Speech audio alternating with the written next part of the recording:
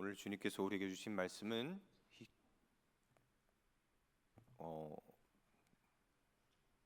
네, 잘못 나왔는데 빌립보서 4장 11절로 13절 말씀입니다.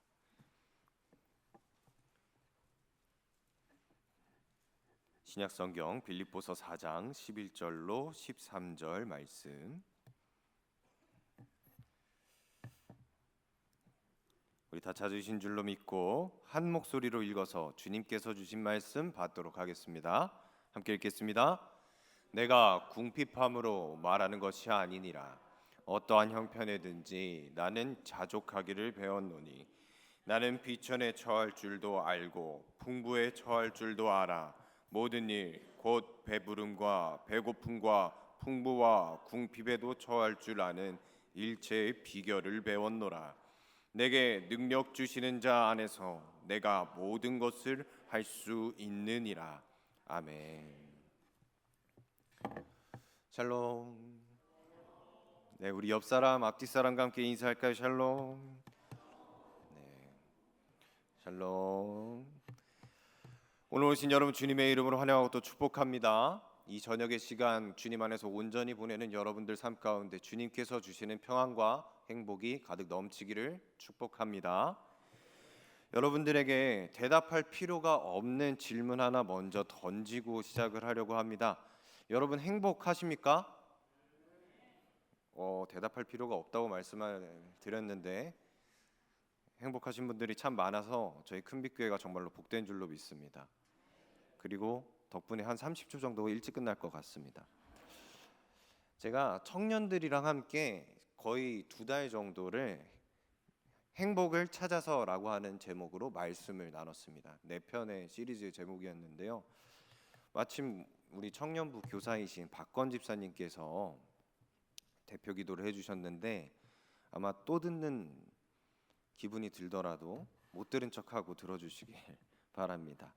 여러분 행복이라고 하는 것, 여러분 정말로 행복하시다고 고백하신 분들이 있으신데 행복이라고 하는 것을 사전에서 이렇게 정의합니다. 생활에서 충분한 만족과 기쁨을 느끼어 흐뭇함 또는 그러한 상태라고 사전에서는 이야기를 합니다. 여러분들이 행복하다라고 이야기를 하신다라고 하는 것은 여러분들이 삶을 영위하고 있는 그 모든 순간들에서 여러분들이 충분히 만족감을 느끼고 있다라고 하는 것, 그리고 기쁨을 느끼고 있다라고 하는 것, 그리고 여러분들을 무언가 채우는 흐뭇함을 느끼고 있다라고 하는 것을 이야기하고 있는 것이겠죠. 정말로 그렇죠. 네. 저는 여러분들이 정말로 행복하기를 축복합니다. 여러분들 앉아 계신 여러분들 중에서는 제 인생의 2배 이상을 살아오신 분도 계실 수도 있는데 여러분들보다도 한참을 못 산 제가 이렇게 젊은 제가 여러분들 앞에서 감히 단언컨대 이야기하기로는 건방지게 들릴 수도 있겠지만 하나님께선 여러분들이 절대로 불행하기를 원치 않으신다라는 겁니다. 하나님께서는 여러분들이 주님의 자녀로서 행복하기를 원하십니다. 그런데 저는 그렇게 분명히 믿고 그렇게 말씀을 전할 것이지만 성경에서는요 생각보다 행복을 중요하게 이야기하지 않는다라고 하는 사실이 있습니다. 인간은 누구나 행복을 추구할 권리를 가지고 있죠. 우리는 이것을 행복 추구권이라고 이야기합니다.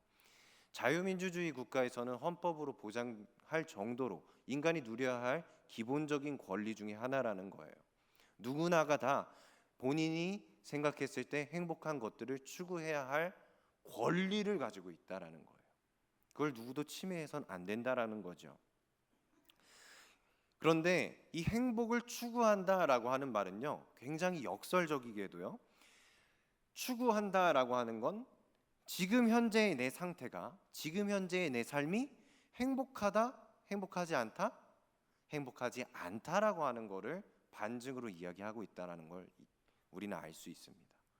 그러니까 행복을 추구한다라고 하는 건 어떻게 보면 지금 내 상태에 충분한 만족감과 그런 흡족함, 기쁨을 누리고 있지 못하다라고 하는 증거일 수도 있다라는 거죠. 그래서 여러분과 함께 죄송합니다. 그래서 여러분과 함께 행복하기를 정말로 진심으로 축복하는 마음을 담아 우리 이 말씀에서 어떻게 행복을 찾아갈 수 있는지, 우리가 크리스천으로 살아가면서 어떻게 행복을 누리며 살아갈 수 있는지를 한번 말씀을 나눠보고자 합니다. 말씀드린 것과 마찬가지로 성경은요, 행복을 중요하게 다루지 않습니다. 되게 의외이죠. 우리는 행복하기 위해서 예수님을 믿는다라고 생각하는 사람도 있을 것인데 성경은 행복을 중요하게 다루지 않는다라는 것이죠. 개역개정, 우리가 지금 읽고 있는 개역개정판에서는요, 행복이라고 하는 단어를 검색하면 성경에서 총 11번이 나옵니다. 행복이란 단어는요, 이 성경에 쓰여져 있는 수많은 단어들 중에서 11번밖에 나오지 않아요. 그 중에서도 절반이 역설적이게도 욥기에서 나옵니다. 욥기는 우리가 익히 알기로는 고난에 대한, 삶에 닥쳐오는 고난에 대해서 우리가 어떻게 해석해야 될지를 알려주는 책인 것 같은데, 행복이라고 하는 단어의 11번의 절반이 6번 정도가 욥기에서 나오고요. 그 행복이라고 하는 단어도 사실 개역개정판에서 행복으로 번역했을 뿐이지 원어 성경에서 보면은 본래는 선하다, 좋다라고 쓰여져 있는 토브라고 하는 단어로 10번이 쓰여져 있습니다. 그냥 God is good all the time 할 때 그 good에 해당하는, 하나님은 인자하시고 선하십니다를 고백하는 그 인자함과 선함을 뜻하는 토브라고 하는 이 단어로 행복이 쓰여져 있다라는 것이죠. 그러니까 원래는 성경에서 행복이라고 제대로 쓰여져 있는 단어는 딱 한 군데 나오는데 그것이 어디냐? 바로 신명기 33장 29절 말씀입니다. 우리 함께 읽겠습니다. 이스라엘이여, 너는 행복한 사람이로다. 여호와의 구원을 너같이 얻은 백성이 누구냐? 그는 너를 돕는 방패시요 내 영광의 칼이시로다. 내 대적이 내게 복종하리니 내가 그들의 높은 곳을 밟으리로다. 아멘. 이 신명기 33장 29절 말씀은요, 모세가 이제 요단강을 건너면 이제 약속의 땅 가나안으로 들어가는 거예요, 이스라엘 백성들이. 그리고 모세는 요단강을 건너요. 여러분들을 시험에 들게 해서 죄송하지만 모세는 요단강을 못 건너죠.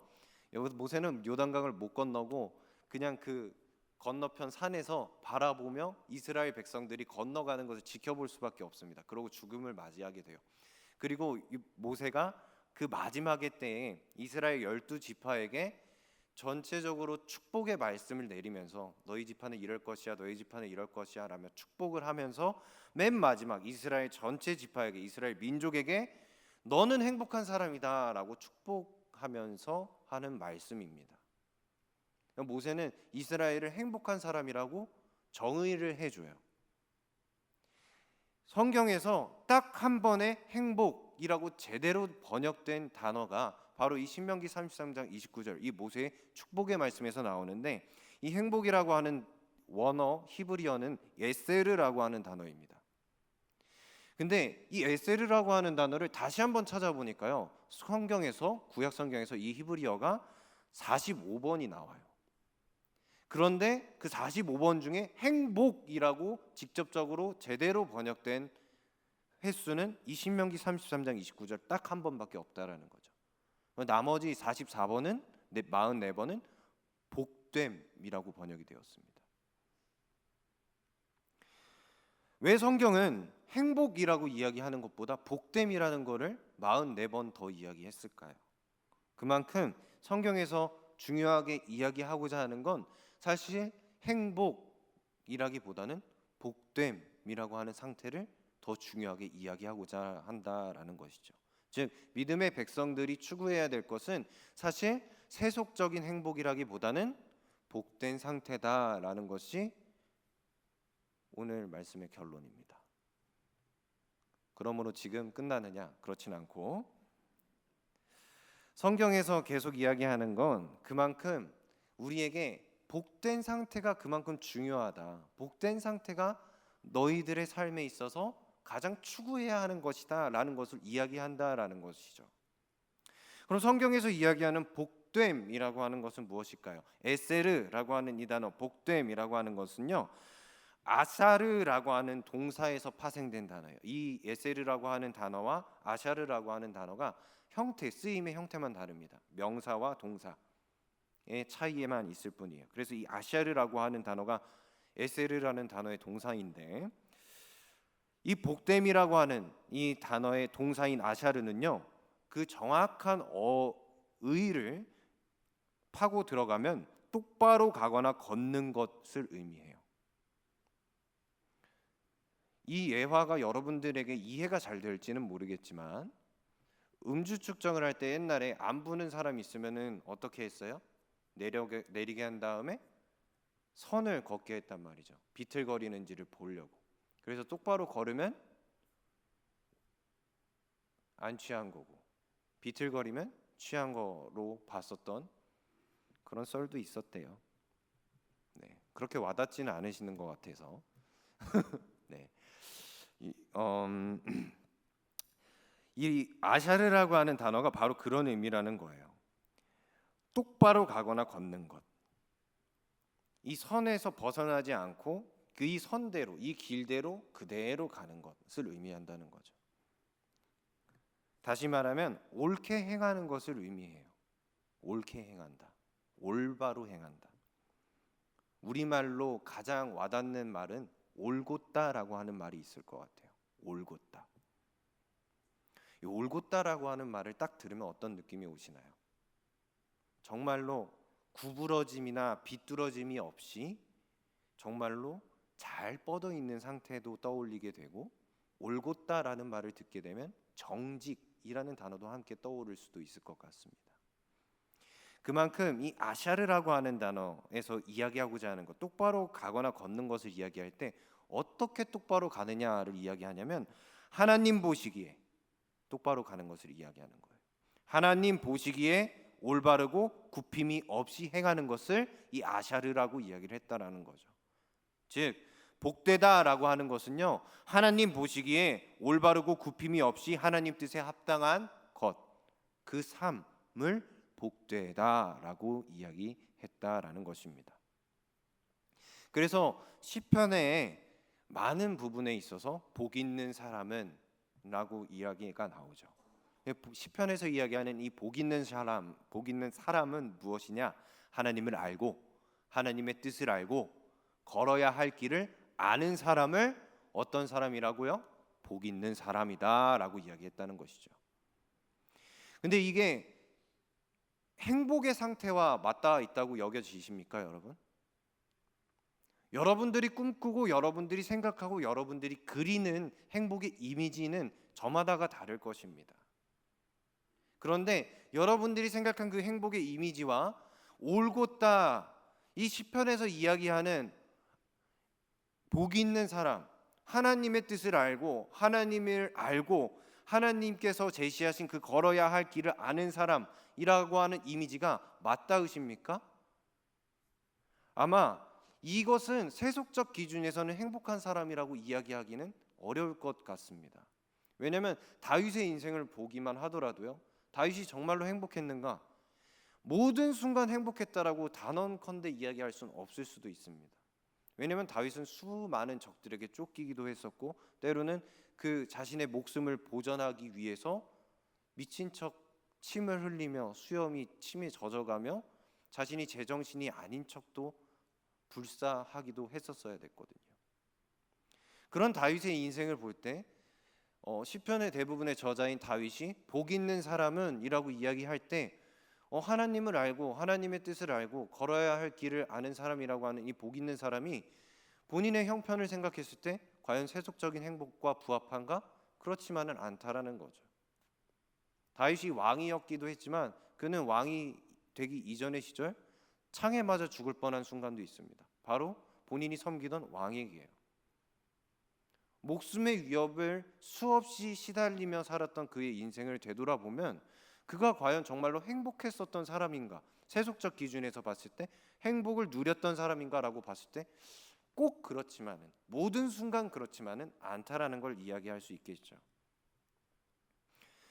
그렇기 때문에 이 성경에서 이야기하는 복됨, 행복, 이 기준은요, 세속적 기준과 세속적 기준에서 이야기하는 행복과는 다르다라는 것을 우리는 알 수 있는 것입니다.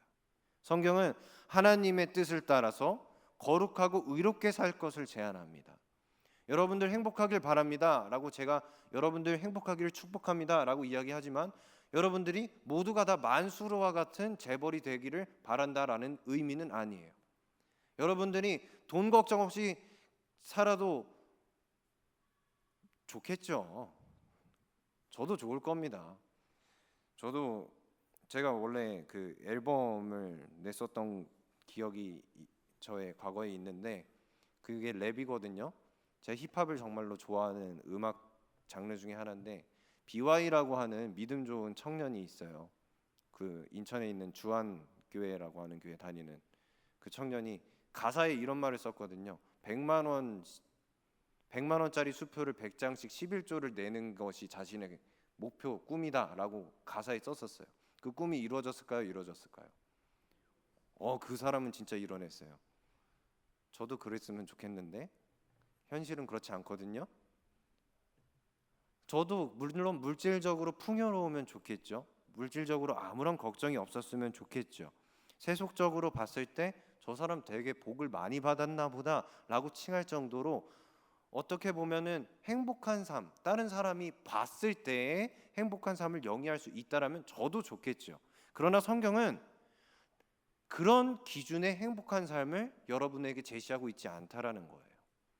믿음의 백성들에게 제시하는 복됨의 상태는 세속적인 기준에서 봤을 때의 행복과는 거리가 좀 멀다라는 거예요.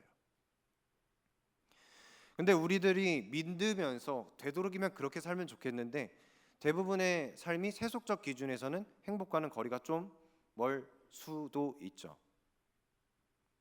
근데 우리가 행복하지 못하는 것처럼 느껴지는 가장 큰 이유는요, 내면에서 타자와 경쟁을 계속해서 반복하기 때문이래요. 수단이라고 하는 나라가 있었어요. 아프리카에 있나요? 수단? 죄송합니다. 세계에서 가장 행복한 나라로 그렇게 행복 지수가 높은 나라 중에 하나가 아프리카였는지 동남아였는지 거기에 하나가 있었어요. 방글라데시였는지 정확하게 기억은 안 납니다만, 그 나라가 최근에는 그 행복 지수가 엄청나게 떨어졌었다라는 거예요. 왜 그랬을까요?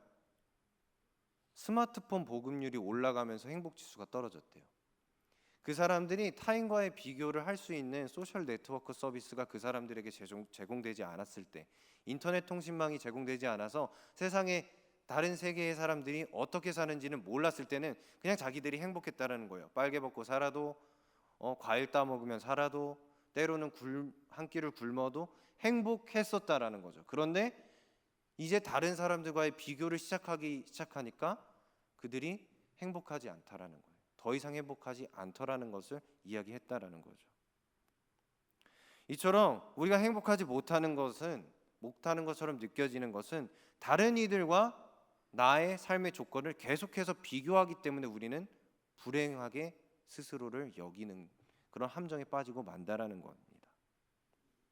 그런데 여러분들에게 희망찬 소식은요, 행복은 아까 사전적 정의에서 이야기했을 때는 생활에서 충분한 만족과 기쁨을 느끼어 흐뭇함 또는 그러한 상태를 이야기한다라고 이야기하지만, 이 상태라고 하는 것을 우리가 항상 유지될 걸로, 영원히 지속될 걸로 생각하면 행복에 대해서 크게 오해하고 있다라고 하는 것입니다.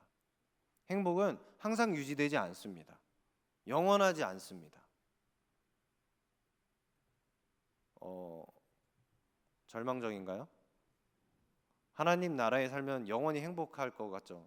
해피, 포레버 에버 에버 뭐 이렇게 될 것 같죠? 그렇긴 합니다. 하나님 나라 안에 거하면, 우리가 하나님 나라에 들어간다라고 한다면 영원히 흔들리지 않는 복된 길을 걸어갈 줄로 믿습니다.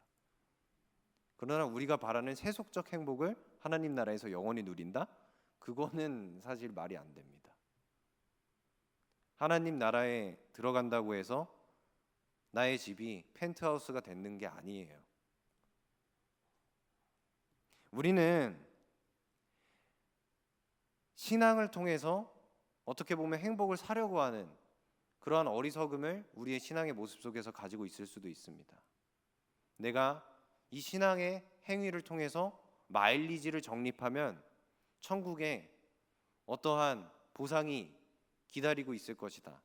그래서 기도가 계속 몇 분 정도 쌓이면 집이 점점 업그레이드 되고 천국에서 먹을 수 있는 메뉴가 점점 업그레이드 되고 그럴 것이라고 은근히 기대하고 생각하고 바라는 경우도 있을 수도 있습니다. 그러나 실제로 그러한 일들은 일어나지 않는다라고 하는 것입니다.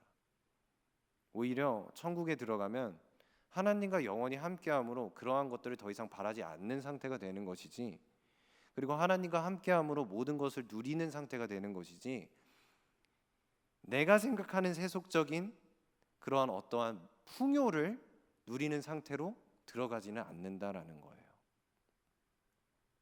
그럼 더 이상 나는 믿지 않겠습니다라고 여러분들 생각하시면 너무 죄송한데, 사실 우리가 하나님 나라에 들어간다라고 한다는 것, 그것은 우리의 믿음에 대한 어떠한 보상이 그 날에 주어진다라는 것을 의미하는 것이 아니라는 거예요.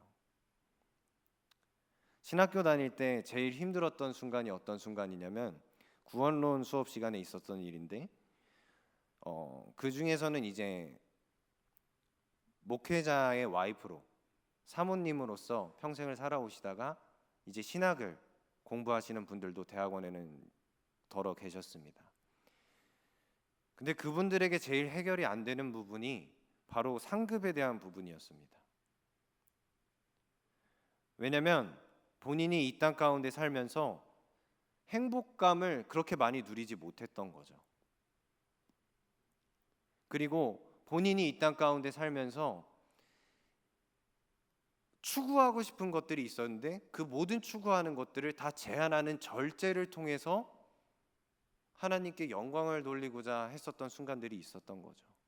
하나님께 영광을 돌리고자 했었으면 너무 좋았을 텐데 그게 그에게 병이 되었던 거죠.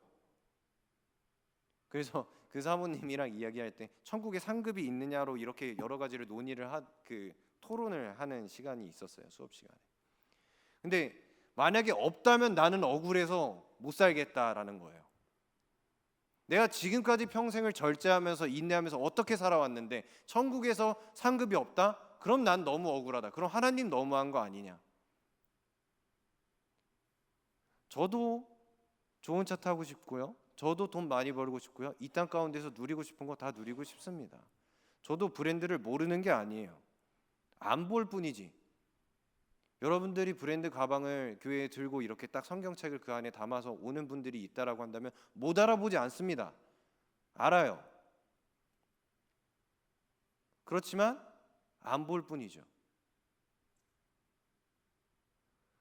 우리 모두가 추구하는 행복을 얻고자 한다라고 한다면, 이 땅 가운데에서 누리고자 하는 어떤 물질적 풍요를 천국에서 바란다라고 한다면 하나님은 정말로 슬플 것입니다.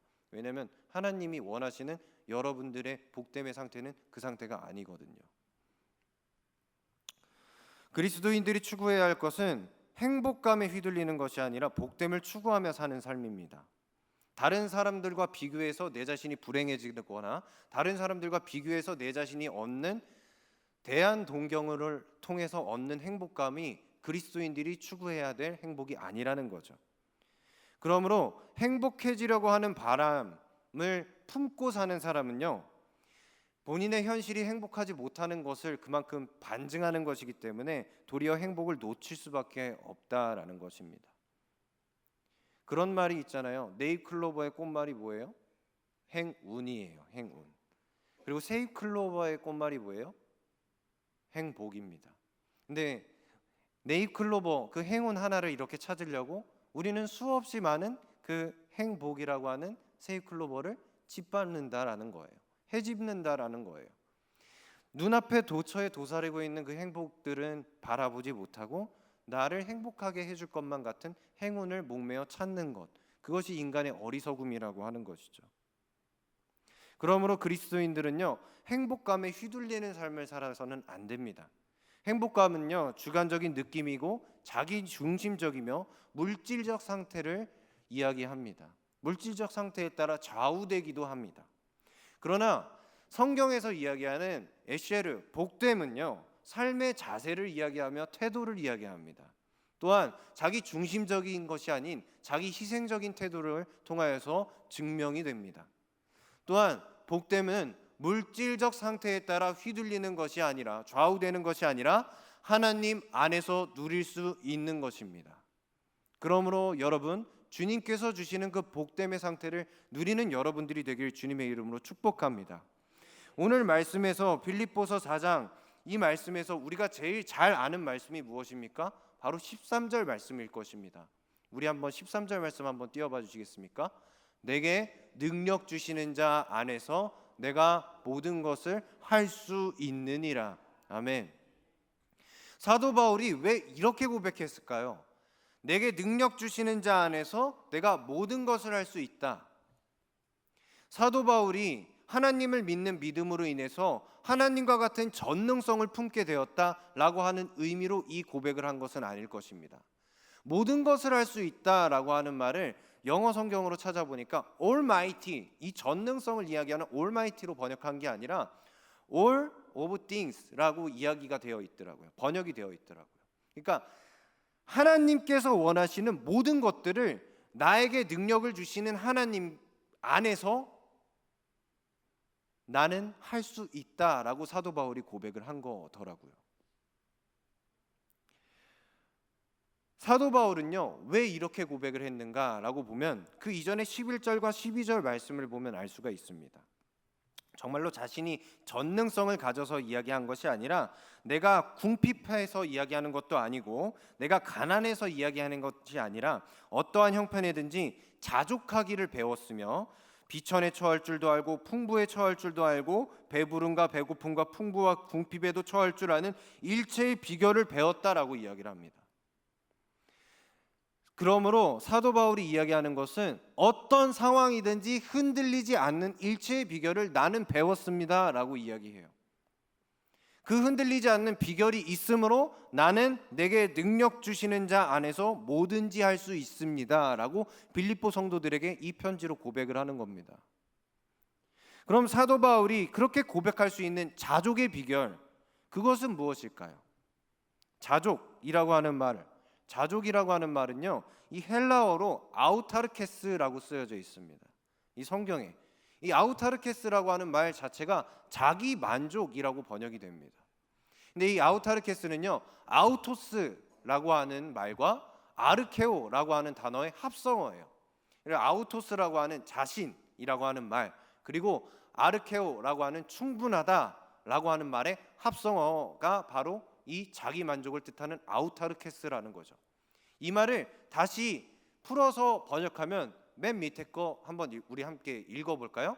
나에게는 충분해. 나에게는 충분하다라는 거예요.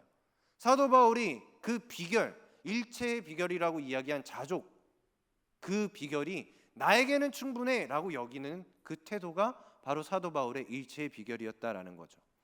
이 말을 보면서 하나의 슬로건이 생각이 났습니다. 노브랜드 버거라고 하는 그 이마트에서 창업한 그 브랜드가 있어요. 햄버거 파는 가게예요.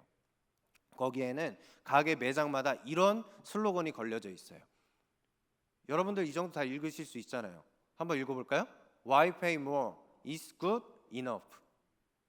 왜 더 내? 이걸로 충분해.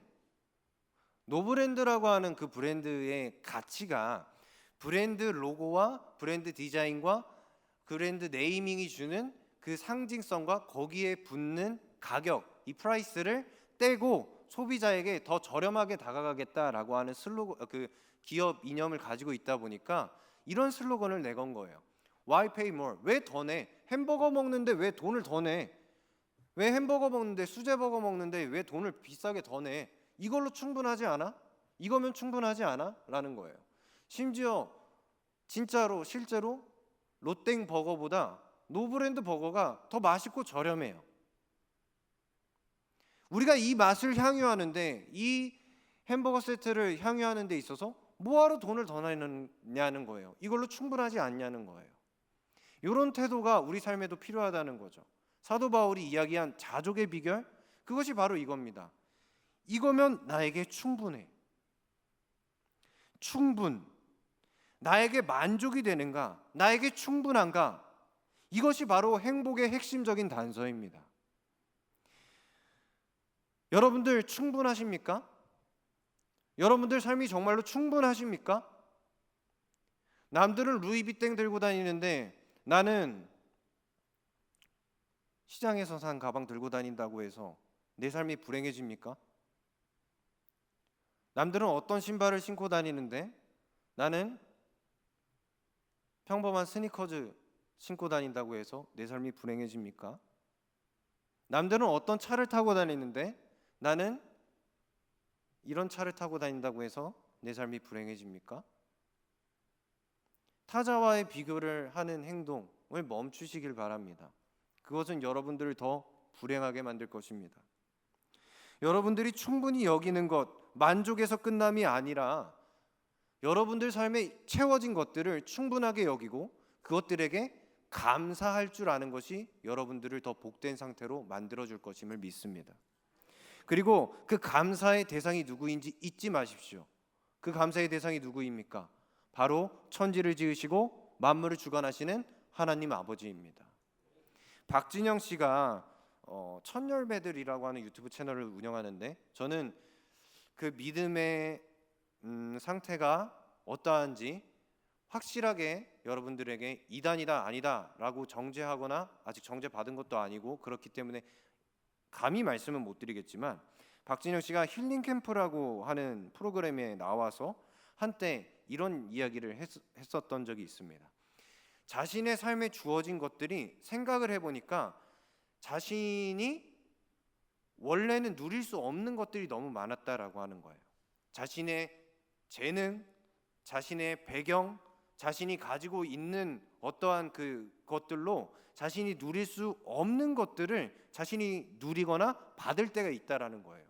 그 순간이 될 때마다 혹은 내가 위협을 피할 때마다 내가 문틈에 발을 찧어서 발꼬락을 다칠 수도 있는 순간이 있었는데 그 순간을 피했다라고 했을 때 너무 감사하더라는 거예요. 그래서 이 감사라고 하는 것을 어떻게 표현을 했냐? 분명히 어떠한 절대적인 존재가 있다라는 것을 본인이 인식은 했는데 그가 크리스천이 되거나 뭐 그러기 전에 인식은 했는데 그것을 표현할 방법을 딱히 찾지 못해서 무조건 창문을 열거나 문을 열고 하늘을 보면서 감사합니다라고 인사를 했다라는 거예요. 거기에 어떠한 절대적인 존재가 있음을 본인이 인지를 하고 그 존재가 하나님인지 아닌지 기독교에서 이야기하는 하나님인지 아닌지는 알지 못하지만 어쨌든 그 절대적인 존재로 인해서 나에게 일어날 수 있는 사고나 어떠한 기프트를 받았거나 이러한 일들에 대해서 감사를 느꼈을 때 자신은 반드시 하늘과 마주보고 감사를 표현했었다라고 이야기를 하는 것입니다.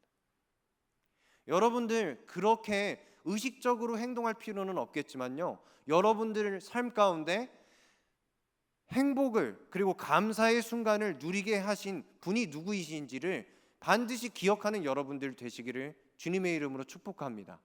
여러분들에게 주어진 그 모든 감사를 허락하신 분은 바로 천지를 지으시고 만물의 주관자이시며 이스라엘을 보호하시고 아브라함과 이삭과 야곱의 하나님이신 그 여호와 하나님이 여러분들에게 그 감사를 허락하신 하나님이심을 잊지 말고 고백하는 여러분들이 되시길 주님의 이름으로 축복합니다.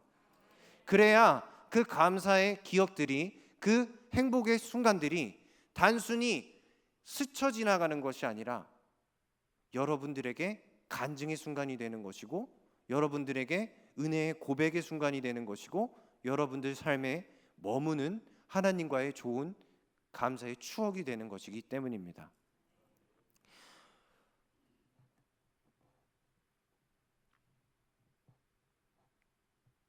여러분들 더 행복하시기 위해서 많이 건너뛰도록 하겠습니다.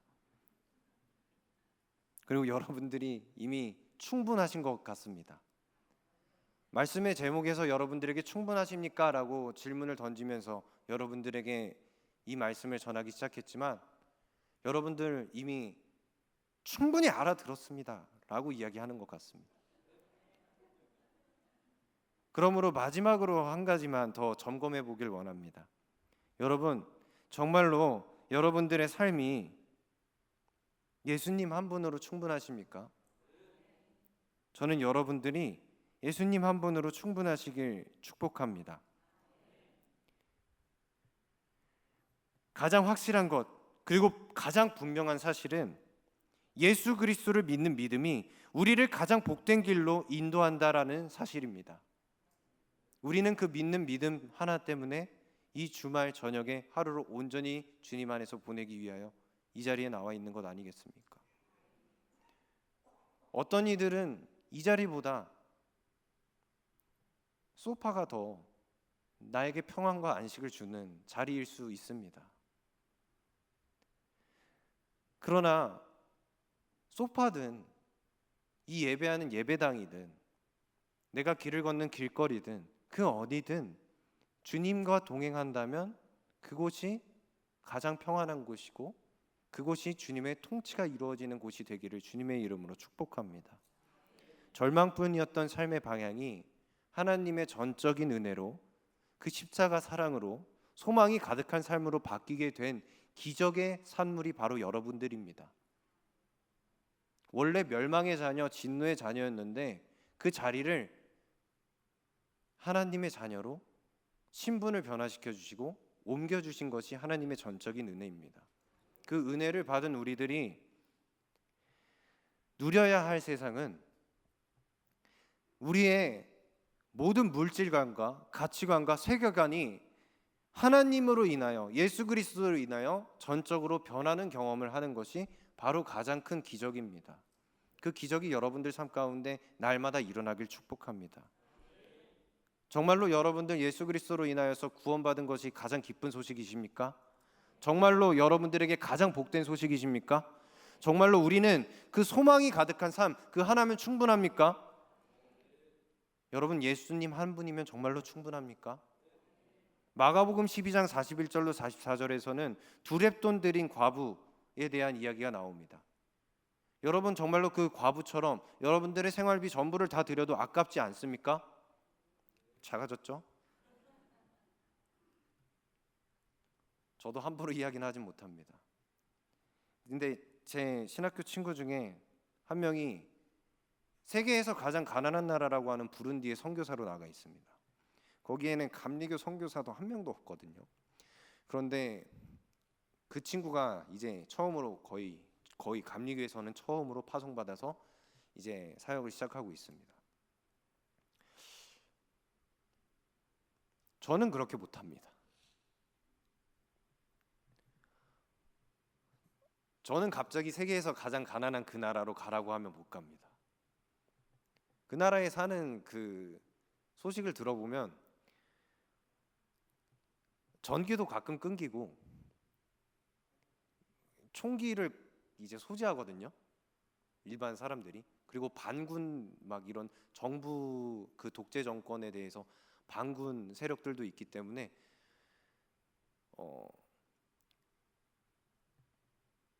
그의 생명뿐만이 아니라 그의 가족의 생명도 사실은 매일매일 보장받지 못할 수도 있습니다.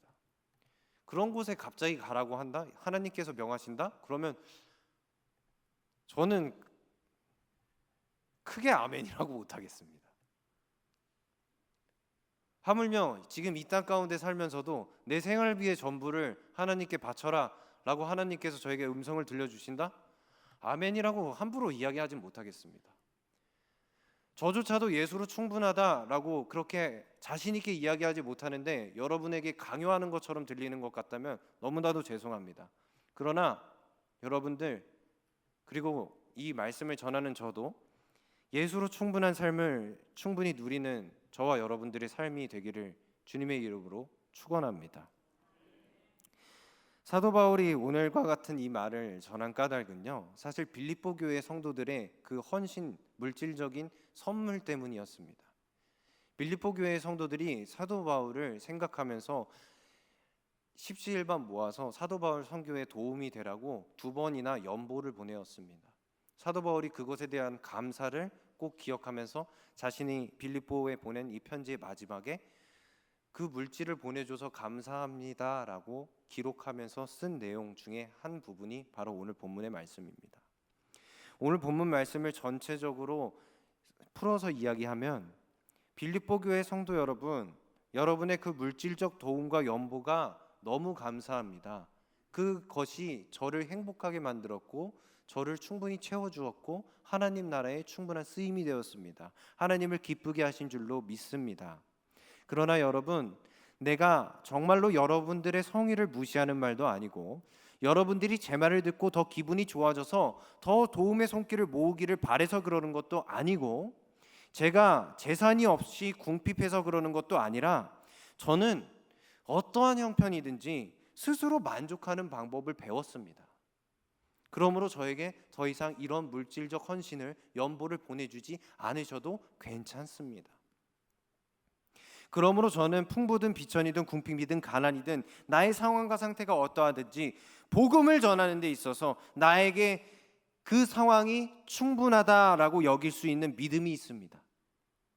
그리고 나는 예수 그리스도를 믿는 그 믿음으로 하나님의 뜻을 이루고 하나님의 뜻을 따르고 하나님의 나라를 이루기 위하여서 나에게 능력 주시는 하나님 안에서 무엇이든지 할 수 있는 복된 사람입니다 라고 고백하는 것이 오늘 말씀의 내용입니다. 사랑하는 성도 여러분, 여러분의 삶의 자리를 당장 변혁시키라고 하는 말이 아닙니다. 여러분들이 누리고 있는 그것들 가운데 감사를 꼭 잊지 않고 고백하며 여러분들이 정말로 복된 하나님의 자녀라는 사실을 늘 항상 기억하는 주님의 자녀 되시기를 주님의 이름으로 간절히 축원합니다. 십자가 사랑과 은혜로 충분히 가득 채워져 흘러 넘쳐서 그것을 자랑하는, 정말로 예수로 충분합니다 라고 하는 것을 자랑하는 여러분들의 복된 삶이 다 되시기를 주님의 이름으로 간절히 축원합니다. 우리 함께 결단에 찬양하고 기도하도록 하겠습니다.